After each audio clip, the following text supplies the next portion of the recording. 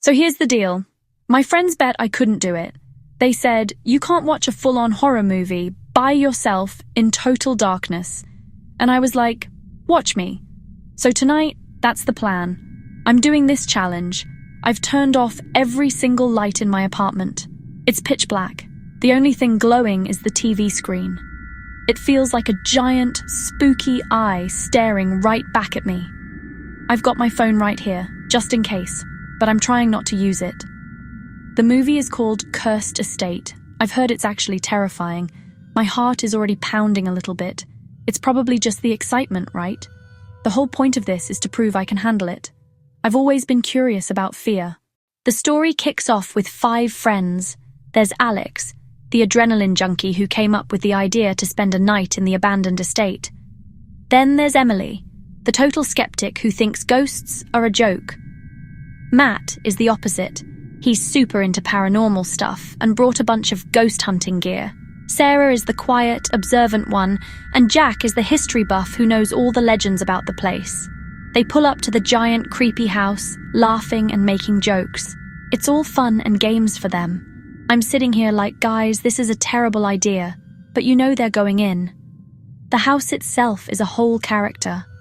The camera glides through these long, dusty hallways. The wallpaper is peeling off in big, sad strips.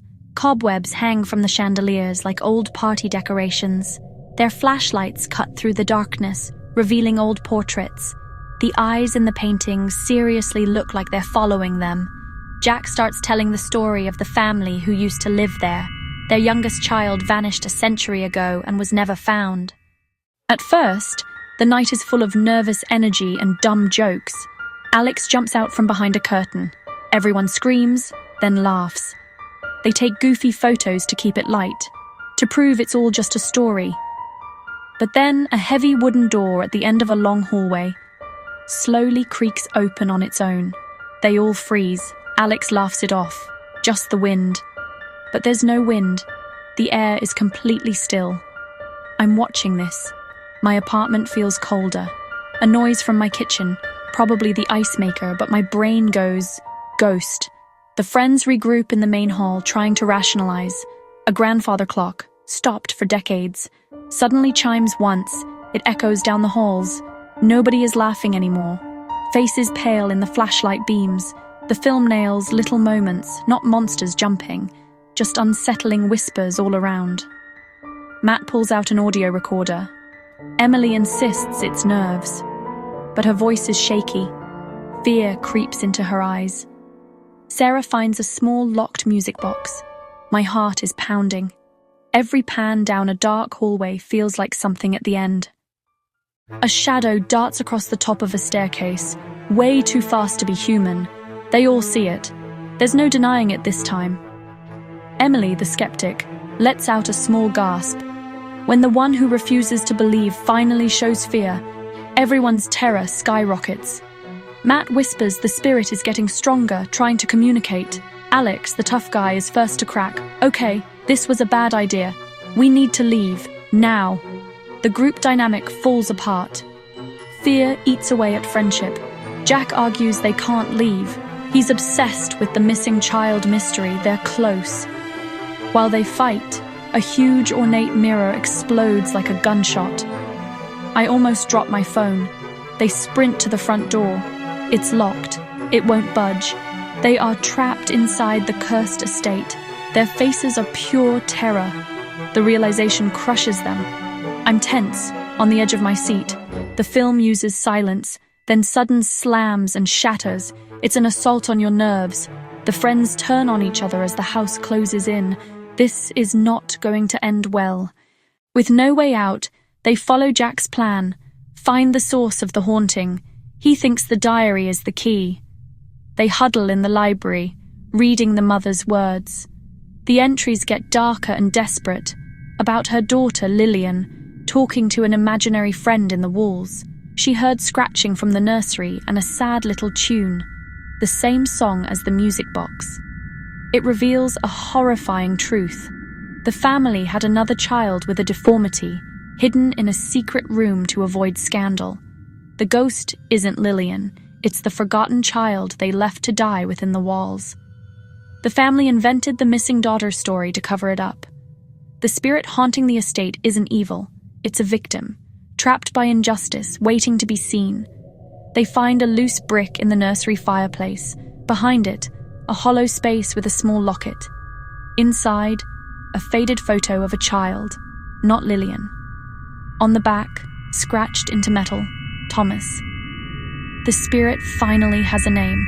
They say the name aloud, and a cold wind rips through the room, extinguishing their lights, plunging them into darkness. I'm completely sucked into the story now. This isn't just a ghost story, it's about human cruelty and secrets. Plunging them into darkness was just the beginning. The house goes into full-on attack mode. They fumble for their phones. Objects topple, gusts roar. It's no longer subtle. The camera gets shaky, mimicking their panic. A pale face appears in a window for just a second. My room feels so dark. I'm seeing shapes in the corners. The group is separated in the chaos. Alex bolts down a corridor. You never run off alone. The hallway stretches, walls warping. His voice gets swallowed by the house. He bursts into a room of mirrors. His reflections distort. One smiles when he isn't. He screams. The camera cuts away. Meanwhile, every exit is sealed. A staircase returns them to the main hall. The house becomes a maze. The spirit of Thomas manifests, a small, sad boy with hollow eyes. But the house is the real enemy. It wants to keep its secrets buried. Thomas, we know your story. We want to help. Jack uses an old blueprint. He finds the hidden room, connected to the root cellar. They pull back a kitchen tapestry to reveal the cellar door. Cold air wafts out, damp earth and decaying flowers. The descent on slick stone steps is one of the most suspenseful scenes. Water drips, shadows dance. The cellar is worse than imagined. Broken crates, heavy cobwebs, a small crude bed with broken toys. This was Thomas's prison. A music box begins to play on its own. The melody is clear, sad, bone-chilling. Goosebumps crawl up my arms. My breathing is shallow. They see him. Thomas, small, translucent, lost, holding the locket, eyes heavy with sorrow. They realize he doesn't want to hurt them. He wants to be acknowledged. He wants his story told. Thomas, we know. You don't have to hide anymore. He looks up. Sadness flickers to rage at the memory of betrayal. The cellar walls begin to shake violently. Dust rains from the beams. The lamp sputters as the house fights back. The climax isn't a flashy fight. It's a battle of wills. The house versus the truth. They huddle, protecting the lantern as debris falls. Matt starts a prayer. Emily, the former skeptic, clutches Sarah's hand, now a terrified believer. Thomas's form destabilizes as the house tries to suppress him.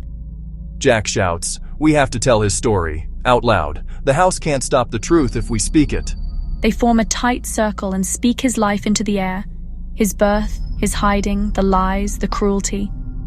With every word of truth, Thomas grows more defined. The shaking intensifies. Beams groan like a death rattle. His rage melts into release. He's a child who wanted to be seen.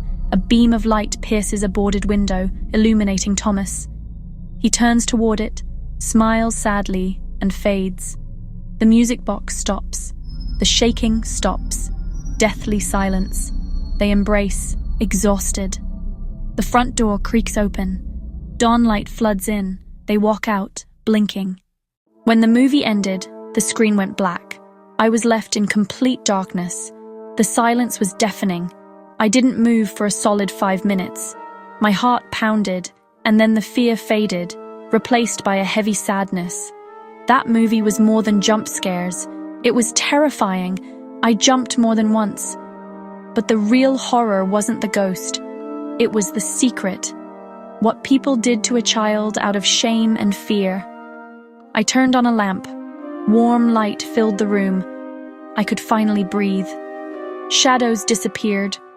I felt their fear, panic, and then their sorrow. The movie trapped you in that house. I made tea, something normal. My hands were still a little shaky. Curiosity is powerful. It got them into the mess. It uncovered the truth, and it brought peace to a tortured soul. Don't mess with what you don't understand. But it's also about empathy. They didn't defeat the ghost. They listened. They gave it a voice. On the other side of fear, there can be a powerful story. Would I do it again? Probably not soon. But now I know if I'm ever in the dark, I can handle it. The scariest monsters are often ones we create, and the only light that defeats them is the truth.